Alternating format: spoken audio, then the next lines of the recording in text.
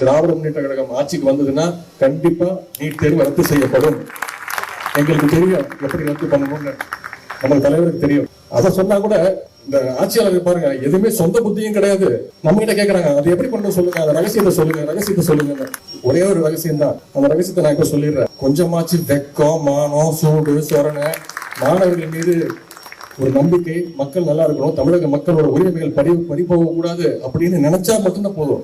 நாங்கள் நீட்டை எப்படி எங்களுக்கு தடுக்கணும் எங்களுக்கு தெரியும். எல்லாம் எங்கள் தலைவர் செய்வார் சொன்னார், கீழ்ச்சிட்டாங்க. செஞ்சாங்களா? எல்லாம் சும்மா வாயுதாருங்க. கனிமொழி அம்மா சொன்னாங்க, சார ஆலையை எல்லாத்தையும் ஒட்டுமொத்தமாக எல்லாத்தையும் மொத்த சார ஆலையை வச்சுக்கிறது இவங்க தானே வச்சிருக்காங்க. நடத்துறதே இவங்க தான். கரும்பு சர்க்கரையா இருந்த ஆலைகள் எல்லாம் சார ஆலையா மாற்றி வச்சுக்கிறாங்க. அது எத்தனாயிரம் கோடி சொத்து. அதை கரும்பு ஆலையை சார ஆலையா மாற்றி வச்சுக்கிறாங்க. இந்த 5000 ரூபாய் இப்போ கொடுக்குறேன்னு சொல்லியிருந்தாங்களே, போன ஆட்சியில் கொடுக்க சொல்லி வற்புறுத்தினாங்களே. இவங்க இந்த ஆட்சியில் ஒன்றுமே கொடுக்கல.